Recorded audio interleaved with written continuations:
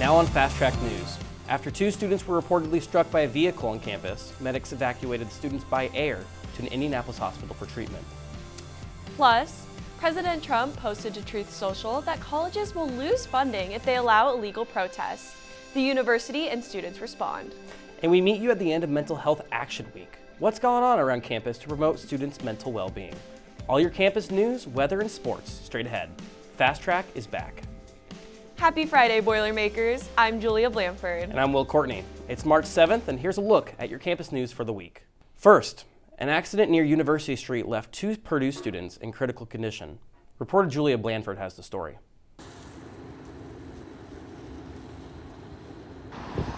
Last Saturday night, the Purdue University police was called to an emergency right here on 500 block of University Street. Last Saturday night, 2 students, Peter Mon and Adam Cobb, were hit by a van just blocks away from their fraternity house. The van's driver, graduate student El Said Salem. PUPD says that both Mon and Cobb, both age 19, were both severely injured and airlifted to Indianapolis hospitals. We reached out to the students' fraternity, but they declined giving a statement out of privacy for both the victims' friends and families. According to Purdue spokesperson Trevor Peters, Mon is a data science major from Armonk, New York, and Cobb is a sales and marketing major from Westfield, Indiana. Both students are still in the hospital in Indianapolis. We will continue to update as the story develops. Julia Blanford, Fast Track News. The suspect has not yet been arrested. It's important to note that if you see a similar incident or a traffic emergency, make sure to call 911.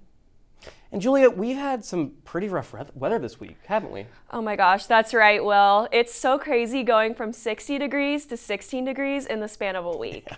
And that reminds me, meteorologist Grace Anderson is here with a first look at the forecast. Good morning, Boilermakers. I'm your meteorologist, Grace Anderson, and welcome to Fast Track. Happy Friday. Unfortunately, today it's going to be a little bit gloomy. Currently, it's 36 degrees outside. We're going to see a mix of rain and snow this morning. And then going into the afternoon today, we're going to be seeing rain, and unfortunately more rain. It is going to be a little bit warmer, being from the mid-30s to the low 40s today. Kind of going into a local area here in Shadeland, Indiana. It's currently a high of 40 degrees and a low of 25 degrees. Again, because it's close to our area, we're also going to see rain and snow likely for this area as well today. Kind of going over into the forecast, like I said, we're going to be seeing a bit of rain and snow. The green over here is going to be rain, and then the blue is going to be snow. And as you see, it is passing through that Indiana area. This week is Mental Health Action Week. The Purdue Student Life Organization hosted a variety of activities on campus this week to celebrate the importance of mental health. The events that highlighted mental health and focused on well-being happened at both the West Lafayette and Indianapolis campus. The kickoff started Monday with inflatables on Memorial Mall. The events continued through the week with Wellbeing Wednesday in the Co-Rec, which had food, coffee, indoor games, and plenty of booths with activities and crafts to help with students wind down to better understand their mental health. When we asked why it is important to dedicate a whole week for mental health as opposed to a singular day, Dr. Crystal Cordes, the Outreach Director for Counseling and Psychological Services, had this to say. I think the reason that we're doing it is because we want to make sure that students know that it's important, that not only do they care about it, but we as faculty, staff, and students as a collective care about mental health. We want to show up for students, and we want to give them an opportunity to do some self-care activities, connect with other students, and have whatever conversations they feel comfortable as they're celebrating, taking action to improve their mental health. Purdue offers Counseling and Psychological Services, or CAPS, which includes individual therapy sessions, group sessions, a 24/7 crisis service, and online meditation and self-help services through the website TAO. All this information can be found at purdue.edu/CAPS. Early Tuesday morning, President Donald Trump posted on Truth Social that federal funding will be cut for any college, school, or university that allows illegal protests on their campus. President Trump noted in his message that agitators will be, quote, imprisoned or permanently sent back from the country from which they came, end quote, and that American students will be facing permanent expulsion or arrest. Fast Track reached out to Purdue University Deputy Spokesperson Trevor Peters about how the university plans to comply with President Trump's announcement. We were provided a link to a university webpage on executive orders, federal funding, and related actions, but the webpage did not have any information related to that post. Last week, then editor of the Purdue Exponent, Vincent Lembo, was arrested on 2 preliminary charges of rape and 1 for criminal confinement. His charges were filed on Thursday last week, but they dropped down to just 1 charge of rape. The affidavit formally filed by the prosecutor's office was also changed since our last report. The initial report stated that the victim was raped twice, while the new narrative says that she was only raped once. A bond was set out for $82,500 and it was paid the next day. Lembo's address has changed to his father's residence in Albany, New York, where he's permitted to stay on the conditions of his bail, including surrendering his passport. Lembo is scheduled to appear back in court for a pre-trial conference on June 13th. The trial is set to begin on July 15th. Up next, after the cold weather and with spring on the horizon, the VO scooters return to campus with a change. And still to come, a shakeup in the All-American Marching Band. The program continues a tradition by welcoming a new Golden Girl to the field. And next, what's going on with all these construction projects around campus? Find out next. What does it take to be a Purdue tour guide? You've got to know your history.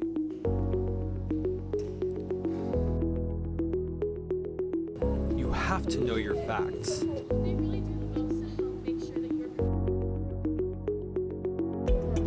You've got to have that Purdue spirit.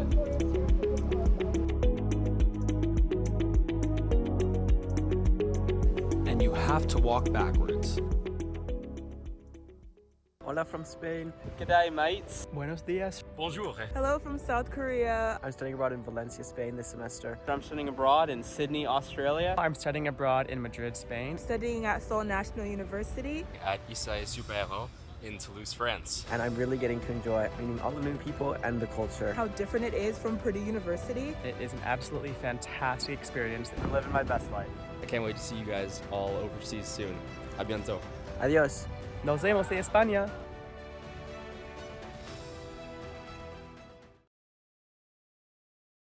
Construction projects across campus are bringing big changes, but they're also causing disruptions for students and faculty. Fast Track reporter Kylan McElroy breaks down what's in the works and when we can expect to see the finished results.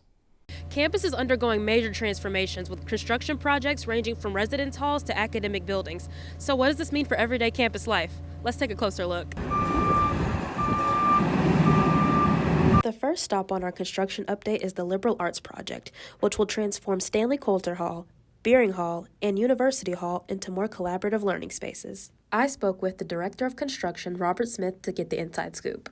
Really what we're trying to do is to create student-focused spaces. We're continuing through some of the interior framing and mechanical and electrical work. University Hall will be turned over and ready for occupancy in the fall of 2025. And the plan is to bring the first floor Beering Commons online in May of 2025. Another portion of the Liberal Arts Project includes the transformation of Hevelin Hall. As you may have noticed, Hevelin Hall was demolished this fall, and currently the site is idle because of the cold weather that we have.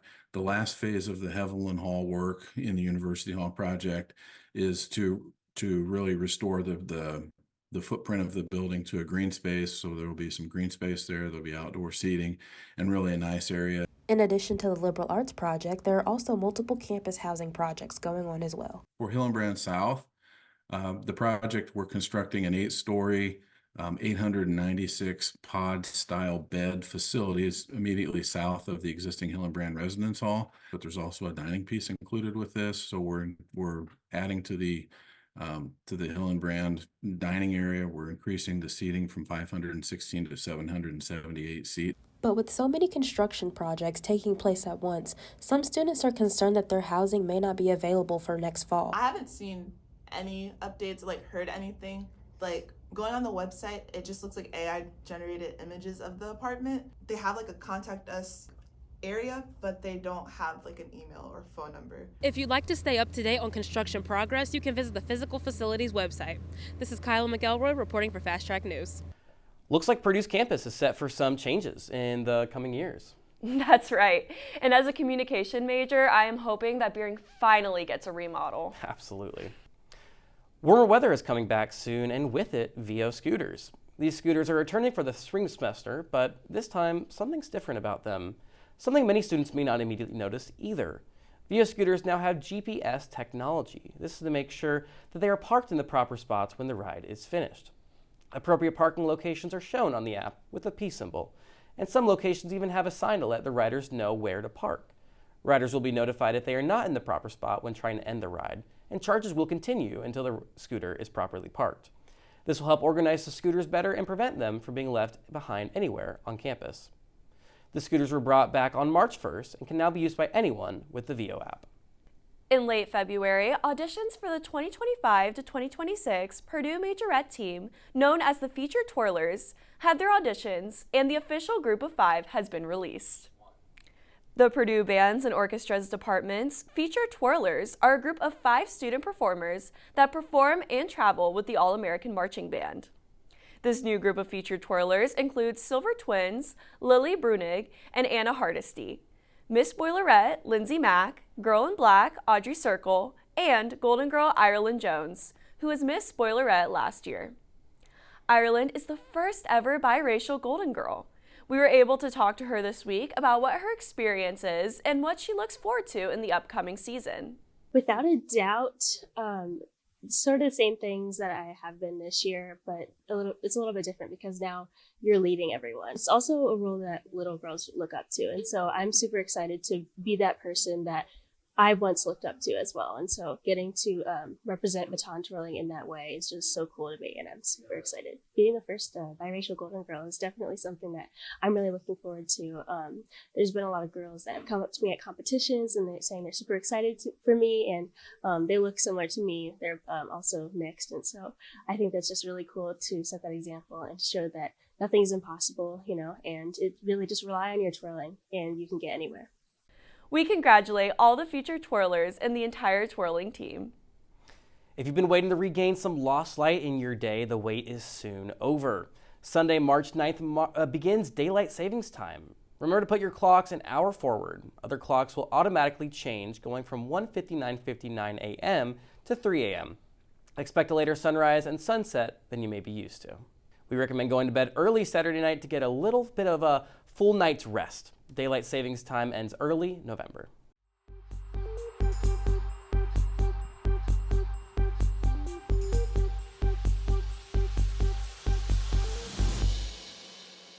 Welcome back, Boilermakers. Thanks for coming to watch us on Fast Track. So for your weather this week, put on your shades. Heading into the weekend, it's going to be super sunny.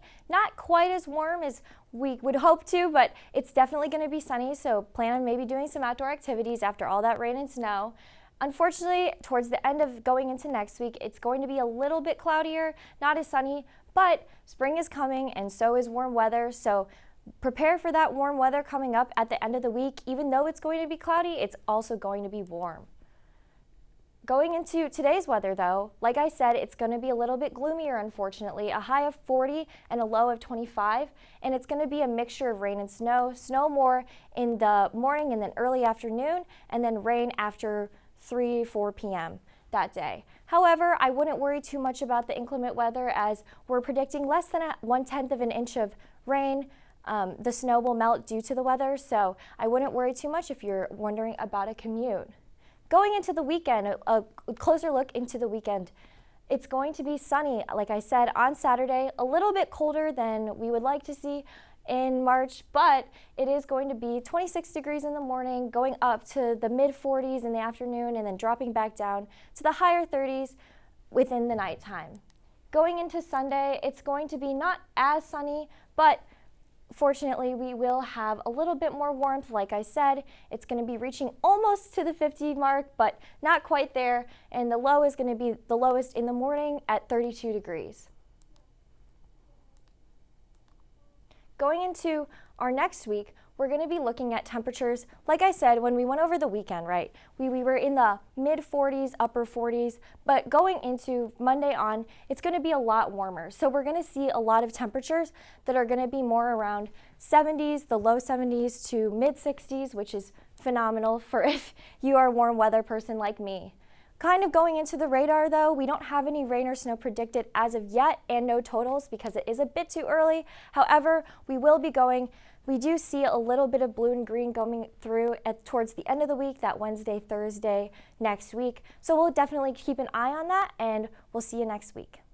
Just ahead, a few school records were broken at the Big Ten Championships in swimming and track and field. Plus, a look at the final home game for Purdue men's basketball's only senior, Caleb Furst. I'm Alex Custer. Don't go away because sports is next.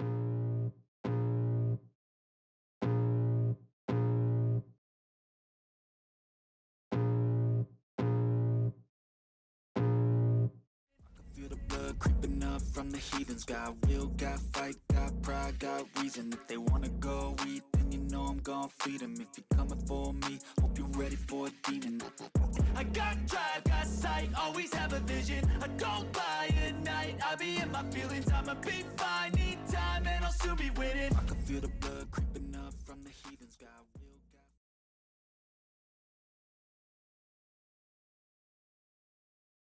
The Purdue men's swimming and diving team participated in the Big Ten Championships this weekend. The 4-day championship event began last Wednesday with diving and relays, with the following 3 days being preliminary and finals events in various swimming races. Purdue finished 8th out of the 9 teams that attended the championships. However, there were still many highlights for the Boilers. Senior Jordan Urzekka won his first conference title as well as being named Diver of the Championships. He was also awarded a bronze medal in the 3-meter diving event.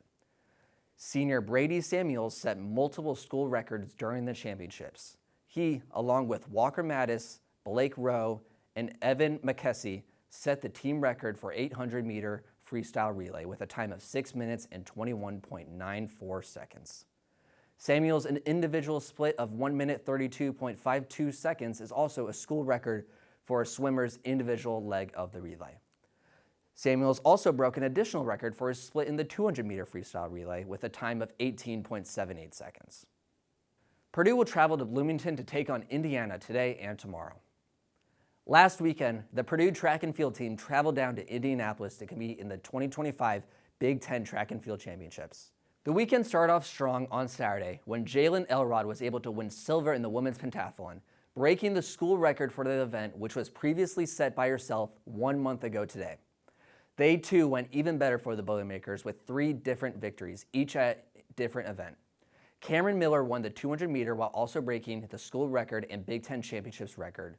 Praise Aniamaka won triple jump, and a team of Miller, Connor Chakowski, Brett Otterbacher, and Antoine Spencer took home first place for the 4x400 relay. The weekend ended with the men's team finishing in 7th and the women's team finishing 12th. In addition, 6 Boilermakers were named All Big Ten, including Aniamaka, Chakowski, Miller, Otterbacher, and Spencer on first team, and Jalen Elrod landed second team honors. The NCAA championships will start next weekend, March 14th, in Virginia Beach. The Purdue women's basketball team fell to their rivals Indiana University on Sunday. They lost 77-57. Their loss signals the end of the season for the Boilermakers. Despite the hope that winning this game would allow them to continue on to the Big Ten tournament, the team came up short in extending their season. It was senior night, and the Boilers honored Jayla Smith, Destiny Lombard, Mari Petrie, Ellie Collier, and Reagan Bass in a post-game ceremony. Lana McCarthy led Purdue with 15 points, which is their season high in Big Ten games. Sophie Swanson had 11 points, getting her to double-digit points for the 7th time in the last 9 games. The difference maker in this game was shooting. Purdue only went 36.5% from the field, while IU went for 52.8%. We at Fast Track want to wish the women's basketball team congratulations on their season, and we are looking forward to covering their games next year. This week, it was announced that Mariah Poehler is currently the #1 softball player in the Big Ten. As of now, she is first in terms of batting average, base percentage, total hits, runs scored, and bases stolen. We wish Mariah and the rest of the team good luck as they play their first home games this weekend against St. Louis and Bradley University. This weekend, Purdue baseball went right to work again with another series win, this time against Akron University. In the first game of their doubleheader Saturday, their 13-3 victory was led by a 10-run 7th inning. On Sunday, Brecknowick sparked the offense with the team's second grand slam of the season. The Boilers would score 4 more in the same inning, ultimately winning the game 14-4. 2 days later, they traveled to Terre Haute to play Indiana State in their first midweek game of the season. Aaron Mania's 4-for-5 game, which included a 3-run homer, helped lead the team to their first win against ISU since 2018. They look to remain first in the Big Ten, heading north to Minneapolis, facing Minnesota this weekend. Last Friday, Purdue women's tennis battled a top 25 opponent in number 8 Ohio State in Columbus. Purdue was swept in the doubles behind a trio of 6-4 scores. In singles, Eche Gencher battled hard against a top 80 opponent, Audrey Spencer, but came up short in straight sets, 6-3 and 6-1. Fatima Gutierrez also had a battle against Luciana Perry, who is number 9 in the nation, but also came up short. Carmen Gaverda also suffered defeat, sealing Purdue's overall 0-4 loss. The Purdue men's tennis team conquered Butler 6-1 on Saturday. Purdue dominated the match with Juan David Velasquez moving into the number 1 spot after teammate Aleska Kravakovic scratched. The sophomore earned his first collegiate victory at the number 1 spot with the opportunity, taking down Patrick Joss 6-2 and 6-2. At the number 2 position was the Big Ten Player of the Week, Henrik Villander, who won his match 6-1 and 6-2. The Boilermakers are now 8-1 and remain undefeated at home. The men's team will be back in action on the West Coast this Saturday, taking on number 21 USC, while the women's team take on Penn State Sunday at 10 a.m. Purdue men's basketball got back on track with wins against UCLA and Rutgers in the past week. On Tuesday night against Rutgers, the Boilers celebrated the roster's lone senior, Caleb First. Reporter Josh Warman has the story.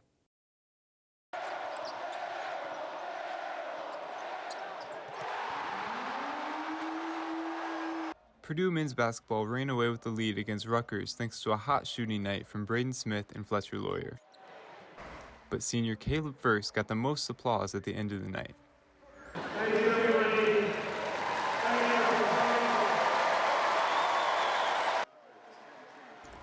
Coach Matt Painter praised First for his character and the hard work he's put into the program over the last 4 years. He had a lot of success, but there's some personal adversity there, like where you don't play as much as you did earlier, you didn't play as much, and so for him to end his career by being part of that spark when we went to Minnesota and and getting going and playing better, really defines him. But it also defines him in how he handled himself when things didn't go his way. He was raised the right way. Education's important. Family is huge, to him. So honor to coach him. First made the crowd rock with an alley-oop slam while filling up the stat sheet with 9 rebounds, including 6 on the offensive end. He's just coming in every single day with a smile, always working hard. He sets the tone. He doesn't have to go out there and score 20 for us to win. He does all the small things for us, and I think that's huge. And he knows his role, knows how to do it at a very elite level.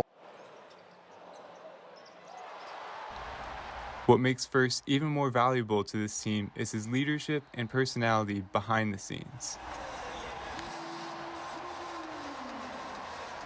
He's won also at such a high level, so having him around just really helps because we see that as an older figure, and it shows us as the younger guys how to help these other younger guys out and how to do what he did and follow in his footsteps.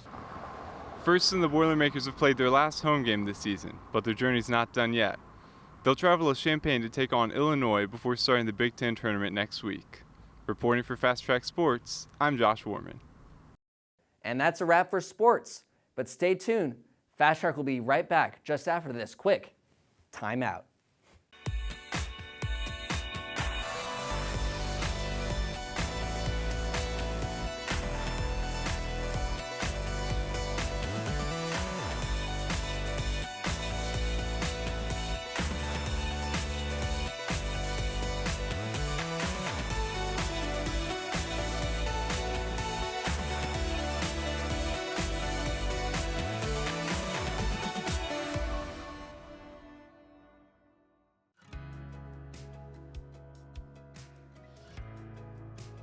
The program allows students to finish their bachelor's degree and also get an online master's degree that overlap during their last year at Purdue. Students can more quickly work towards a graduate degree while concurrently starting their professional careers. The online program allows them to kind of go at their own pace, and so they're not having to abide by the academic calendar. And our goal is that this would make you even more compelling for your next opportunity in the workforce.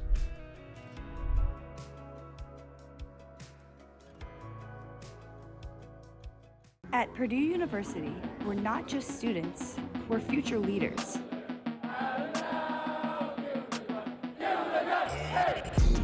Join Air Force ROTC to embark on a journey of honor, excellence, and service. Learn, lead, and soar to new heights. It's not just a commitment, it's a calling. Purdue Air Force ROTC, where dreams take flight. Are you ready to rise? I got a switch in my head. I go from living to dead. You got me seeing all red. Now it's time for our question of the week. In the spirit of Mental Health Action Week, how are students taking care of their mental health? Mason Shorter asked students what they thought. I go to therapy once a month, and I also am on Purdue Crew, so I get in some physical activity. Yeah, I just like to go to the gym, work on my physical well-being. I set aside time for not working. Once it gets to a certain point in the night, if I haven't finished work, it's not getting done, honestly. I just need a little bit of time for myself. Boilers, that's a wrap. Enjoy the week ahead. Tune in next week for more Fast Track news.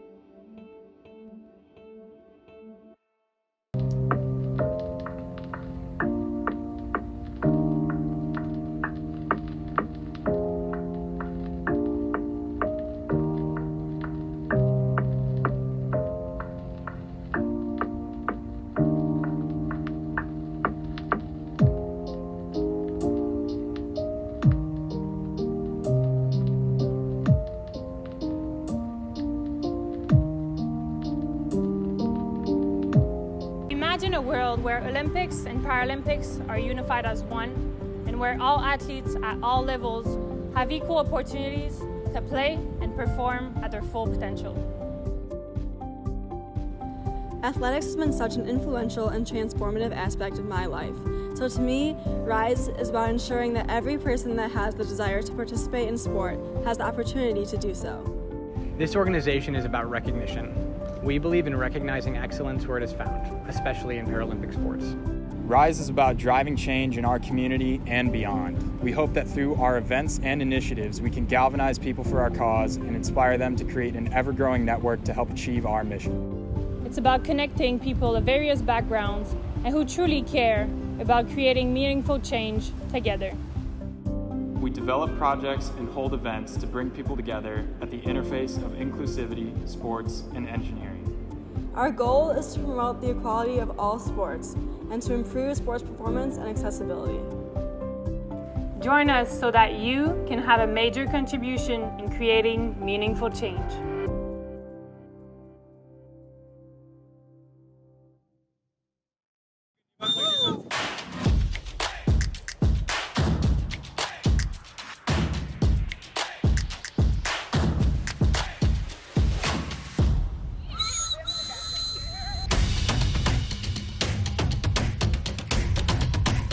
We are energetic, we are motivating, and we are unique.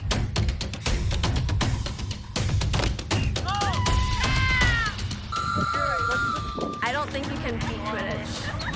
Don't stop, hammer down!